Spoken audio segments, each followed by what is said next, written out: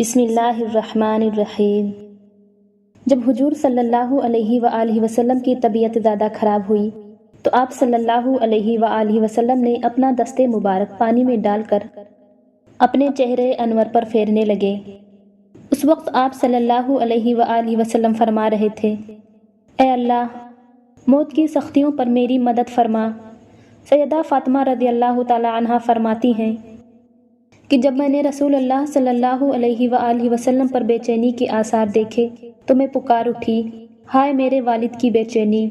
یہ سن کر آپ صلی اللہ علیہ وآلہ وسلم نے ارشاد فرمایا، آج کے بعد پھر کوئی بے چینی تمہارے باپ کو نہیں ہوگی۔ حضور اکرم صلی اللہ علیہ وآلہ وسلم پر وفات کے وقت جو اس قدر تکلیف اور بے چینی کے آثار ہوئے، دراصل اس میں بھی اللہ تعالیٰ کی حکمت ہے، یہ کہ اگر کسی مسلمان کو موت کے وقت اس طرح کی تکلیف اور بے چینی ہو تو حضور اکرم صلی اللہ علیہ وآلہ وسلم کی تکلیف کو یاد کر کے خود کو تسلی دے سکتا ہے، یعنی دل میں کہہ سکتا ہے کہ جب اللہ کے رسول صلی اللہ علیہ وآلہ وسلم پر دنیا سے رحلت کے وقت اتنی تکلیف گزری تو میری کیا حیثیت ہے۔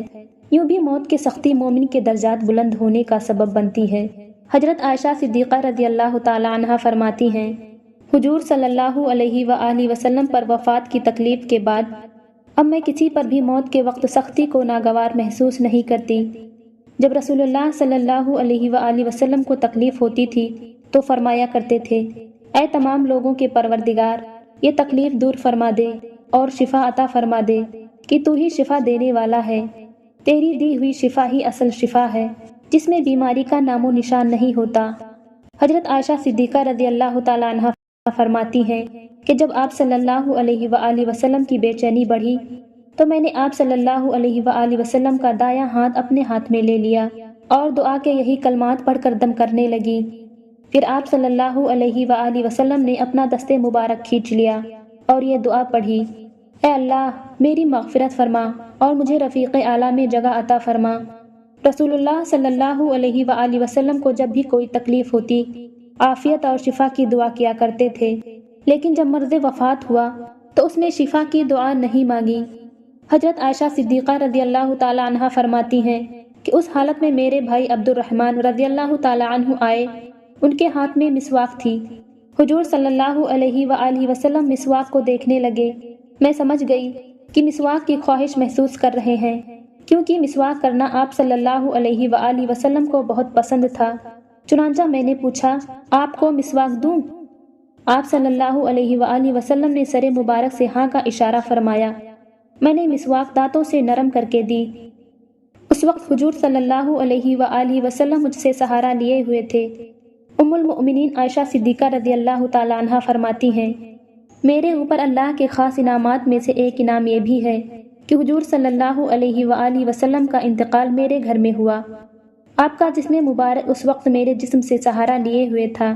وفات کے وقت اللہ تعالیٰ نے میرا لعاب دہن آپ صلی اللہ علیہ وآلہ وسلم کے لعاب دہن سے ملایا، کیونکہ اس مسواک کو میں نے نرم کرنے کے لیے چبایا تھا اور رسول اللہ صلی اللہ علیہ وآلہ وسلم نے اسے اپنے دانتوں پر پھیرا تھا۔ حضور اقدس صلی اللہ علیہ وآلہ وسلم پر بے ہوشی طاری ہو گئی تو سب ازواج مطہرات رضی اللہ تعالی عنہن آس پاس جمع ہو گئیں۔ علالت کے دوران نبی پاک صلی اللہ علیہ وآلہ وسلم نے 40 غلام آزاد فرمائے۔ گھر میں اس وقت 6 یا 7 دینار تھے۔ حضور اقدس صلی اللہ علیہ وآلہ وسلم نے سیدہ عائشہ رضی اللہ تعالی عنہا کو حکم دیا کہ ان دیناروں کو صدقہ کر دیں۔ ساتھ ہی ارشاد فرمایا، محمد اپنے رب کے پاس کیا گمان لے کر جائے گا کہ اللہ تعالیٰ سے ملاقات ہو اور یہ مال اس کے پاس ہو۔ سیدہ عائشہ صدیقہ رضی اللہ تعالی عنہا نے اسی وقت ان دیناروں کو صدقہ کر دیا۔ حضور صلی اللہ علیہ وآلہ وسلم کی علالت سے چند روز پہلے حضرت عباس رضی اللہ تعالی عنہ نے خواب دیکھا تھا کہ چاند زمین سے اٹھ کر آسمان کی طرف چلا گیا۔ انہوں نے حضور اقدس صلی اللہ علیہ وآلہ وسلم کو خواب سنایا تھا۔ خواب سن کر آپ صلی اللہ علیہ وآلہ وسلم نے فرمایا تھا، اے عباس، وہ تمہارا بھتیجا ہے، یعنی یہ آپ صلی اللہ علیہ وآلہ وسلم کی وفات کی طرف اشارہ تھا۔ اپنی صاحبزادی سیدہ فاطمہ رضی اللہ تعالی عنہا سے آپ صلی اللہ علیہ وآلہ وسلم کو بے پناہ محبت تھی۔ علالت کے دوران آپ صلی اللہ علیہ وآلہ وسلم نے انہیں بلاوا بھیجا۔ وہ تشریف لائیں تو ان کے کان میں کچھ باتیں کیں، وہ سن کر رونے لگیں۔ پھر ان کے کان میں کچھ فرمایا تو وہ ہنس پڑی۔ بعد میں انہوں نے عائشہ صدیقہ رضی اللہ تعالیٰ عنہ کو بتایا کہ پہلے آپ صلی اللہ علیہ وآلہ وسلم نے فرمایا کہ میں اس علالت میں وفات پا جاؤں گا۔ یہ سن کر میں رو پڑی۔ دوسری بار فرمایا کہ خاندان میں سب سے پہلے تم مجھ سے ملو گی۔ یہ سن کر میں ہنس پڑی۔ چنانچہ رسول اللہ صلی اللہ علیہ وآلہ وسلم کی وفات کے کچھ عرصے بعد سب سے پہلے آپ صلی اللہ علیہ وآلہ وسلم کے گھرانے میں حضرت فاطمہ رضی اللہ تعالیٰ عنہ کی ہی وفات ہوئی۔ وفات سے 1 یا 2 دن پہلے حضور صلی اللہ علیہ وآلہ وسلم نے لوگوں سے ارشاد فرمایا، یہود اور نصارہ پر خدا کی لعنت ہو۔ انہوں نے اپنے پیغمبروں کی قبروں کو عبادت گاہ بنا لیا۔ یہ بھی فرمایا کہ یہودیوں کو جزیرۃ العرب سے نکال دو، اور فرمایا، لوگوں نماز نماز نماز کے بارے میں اللہ سے ڈرو اور اپنے غلاموں کا خیال رکھو۔ وفات سے پہلے حضرت جبرائیل علیہ السلام ملک الموت کے ساتھ آئے۔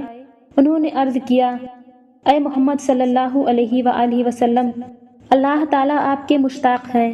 یہ سن کر رسول اللہ صلی اللہ علیہ وآلہ وسلم نے فرمایا، تو حکم کے مطابق میری روح قبض کر لو۔ ایک روایت کے مطابق حضرت جبرائیل علیہ السلام ملک الموت کے ساتھ آئے تھے۔ انہوں نے حضرت محمد مصطفیٰ صلی اللہ علیہ وآلہ وسلم سے عرض کیا تھا کہ اے اللہ کے رسول، یہ ملک الموت ہیں اور آپ سے اجازت مانگتے ہیں۔ آپ سے پہلے انہوں نے کسی سے اجازت نہیں مانگی اور نہ آپ کے بعد کسی سے اجازت مانگیں گے۔ کیا آپ انہیں اجازت دیتے ہیں؟ رسول اللہ صلی اللہ علیہ وآلہ وسلم نے انہیں اجازت دے دی۔ تب اسرائیل علیہ السلام اندر آئے۔ انہوں نے آپ کو سلام کیا اور عرض کیا، اے اللہ کے رسول صلی اللہ علیہ وآلہ وسلم، اللہ تعالیٰ نے مجھے آپ کے پاس بھیجا ہے۔ اگر آپ مجھے حکم دیں کہ میں آپ کی روح قبض کر لوں تو میں ایسا ہی کروں گا، اور اگر آپ حکم فرمائیں کہ چھوڑ دوں تو میں ایسا ہی کروں گا۔ حضور صلی اللہ علیہ وآلہ وسلم نے ان سے پوچھا، کیا تم ایسا کر سکتے ہو کہ روح قبض کیے بغیر چلے جاؤ؟ انہوں نے عرض کیا، ہاں مجھے یہی حکم دیا گیا ہے۔ نبی پاک صلی اللہ علیہ وآلہ وسلم نے جبرائیل علیہ السلام کی طرف دیکھا تو انہوں نے عرض کیا، اے اللہ کے رسول صلی اللہ علیہ وآلہ وسلم، اللہ تعالیٰ آپ کی ملاقات کے مشتاق ہیں۔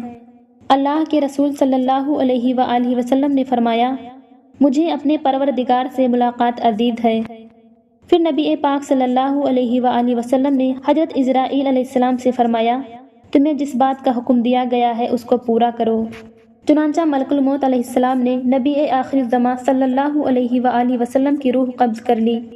انا للہ و انا الیہ راجعون۔ اس روز پیر کا دن تھا اور دوپہر کا وقت تھا۔ تاریخ وفات میں اختلاف پایا جاتا ہے۔ ایک قول کے مطابق ربیع الاول کی 12 تاریخ تھی اور ایک قول کے مطابق 9 ربیع الاول کی تاریخ تھی۔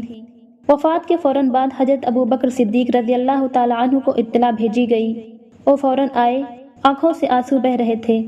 انہوں نے آتے ہی رسول اللہ صلی اللہ علیہ وآلہ وسلم کے چہرے مبارک کو بوسہ دیا اور یہ الفاظ کہے، آپ پر میرے ماں باپ فدا ہوں۔ آپ زندگی میں بھی پاک اور مبارک تھے اور وفات کی حالت میں بھی پاک اور مبارک ہیں۔